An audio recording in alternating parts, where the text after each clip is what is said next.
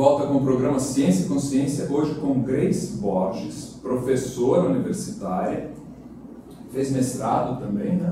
Isso, em Ciência da Computação. Da computação, tá certo, e pesquisadora da Conscienciologia. Perfeito.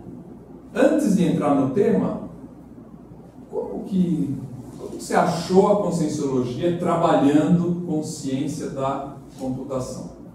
Na verdade, assim, achar a Conscienciologia foi até antes, né? Estava lembrando, foi em 95, ainda através do IPC, eu morava em Fortaleza, né? E aí tive o primeiro contato com a projeciologia na época, né? E eu sempre fui da área técnica, mas assim, era algo que me interessava entender também os processos da consciência. Eu me entender nesse mundo que eu vivo, né? Enfim, daqui que eu vim nessa vida, né? Então, assim, mesmo sendo da área técnica, eu trabalhava na área de telecomunicações já, mas essa busca de tentar me entender e me encaixar nesse mundo que a gente vive. E essa pergunta, para que eu vim, é muito interessante.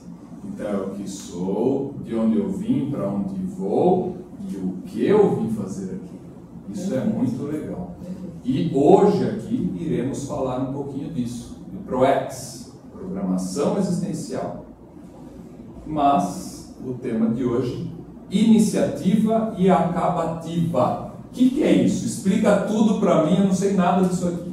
Conta aí esse vai ser o nosso papo ao longo da entrevista, né? Vamos lá. Mas vamos lá, vamos iniciar a coisa.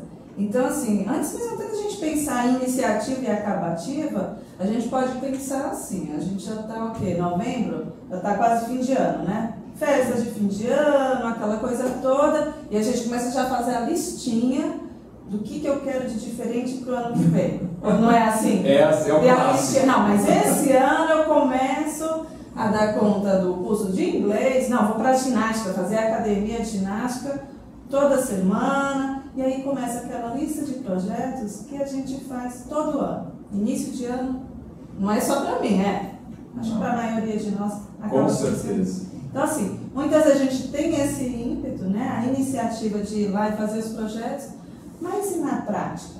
Será que a gente consegue efetivamente pegar aquela listinha e dar iniciativa a cada um daqueles projetos?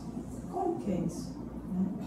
Ainda além disso, alguns a gente até começa, né? Começa e vai ali uma semana, 2 semanas, na terceira semana, não, mas é porque eu não sei se era bem isso que eu queria. Quer dizer, a acabativa dos projetos também é algo que é complicado para a maioria de nós, né? Então, são 2 aspectos que são importantes da gente estar levantando, estar entendendo. Por que é importante eu ter a iniciativa no dia a dia? Por que é importante a acabativa? Eu não tendo, em que isso vai acarretar nos meus projetos pessoais, né? Nos meus relacionamentos, na minha vida profissional. O curso de inglês é típico. É um exemplo. Todo mundo típico. começa um curso de inglês e não termina o curso de inglês. Perfeito. E aí a gente pode ir expandindo isso e tentar entender a importância disso para a gente no dia a dia e como é que eu lido com isso. Então eu consigo já perceber o quanto é importante ou não, né? Se eu consigo perceber a importância de desenvolver a iniciativa e a acabativa também, aí eu começo a ter que questionar coisas mais, né? Assim, como é que eu faço esse desenvolvimento, né? E para quê? Para que tudo isso? Né? Então, eu entendo que passa por todos esses questionamentos para que cada um de nós comece a observar, mas será que eu tenho essa iniciativa? O que me paralisa?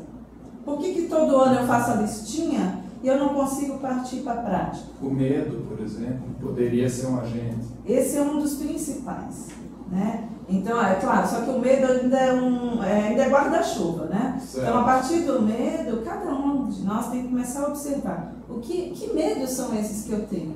Eles são reais? Né?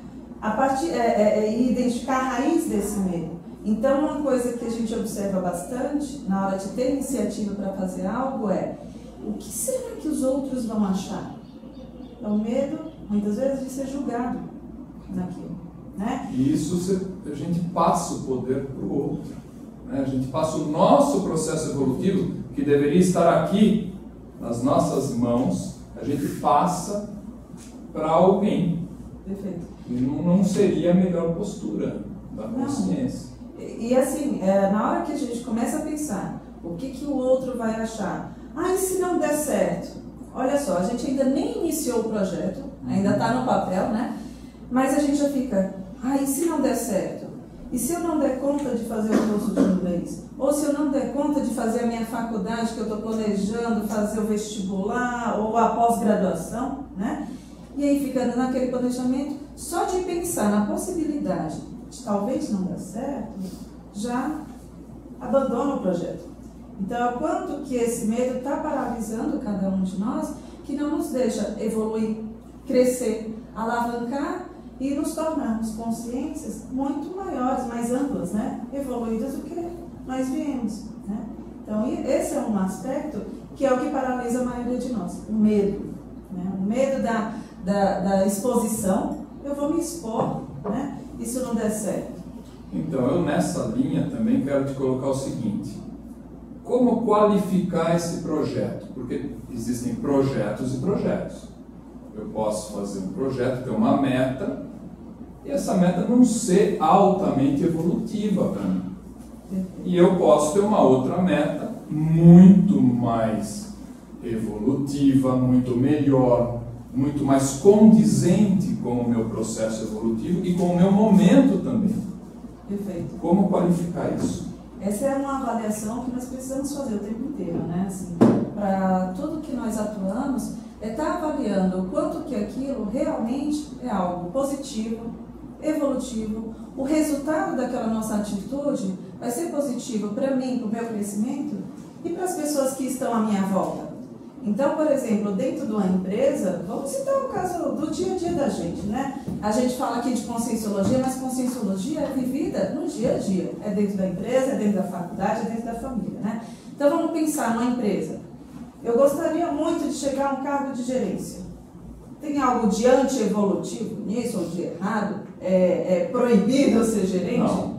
A priori, não tem nada que vá te dizer que aquilo é proibido ou errado. É ao contrário. Dentro das suas possibilidades, se você percebe que você tem característica e potencial de atuar como gerente, liderar uma equipe, ajudar aquela equipe a crescer, ajudar a empresa a produzir, por que não? Perfeito, por que não? Agora a questão é, com qual intencionalidade você está nesse projeto, né? De ser o gerente? É para ter o status?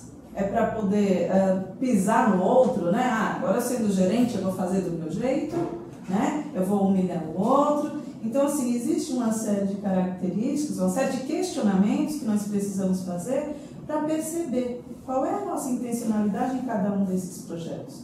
Porque cada um desses projetos pode sim estar sendo um projeto evolutivo e deixar um rastro positivo por onde a gente passa, ou não, pode ser um projeto anti-evolutivo e onde a gente passa, deixa marcas, né? Essas marcas nesses relacionamentos. A gente acaba magoando as pessoas, machucando ou prejudicando de alguma forma, seja direta ou indiretamente, com projetos que não são evolutivos, né? E o quanto que isso daí não dá para a gente jogar para debaixo do tapete, né? Então, se a gente parar para pensar que a consciência, ela não tem só essa vida, né? Ela vai voltar em outras vidas, ela tem esse link energético com as pessoas que ela se relaciona.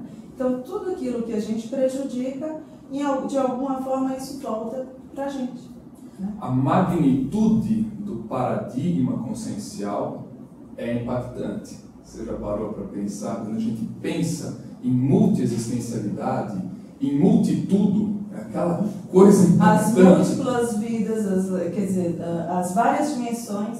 Então, aquilo que a gente está fazendo, às vezes a gente nem precisa verbalizar, né? Basta a energia que a gente emprega nos nossos atos, né? A qualidade dessa energia faz toda a diferença. Então, cada um desses projetos pode ter um resultado positivo, evolutivo para aquela sociedade, para aquela comunidade, seja ela até, a gente pode até explorar a coisa, não só a sociedade intrafísica, né? Que é essa que a gente lida ali no dia a dia de carne e osso, mas tem toda uma comunidade extrafísica, né? Que é mais sutil, nem sempre a gente percebe, mas que também está interagindo com a gente, né?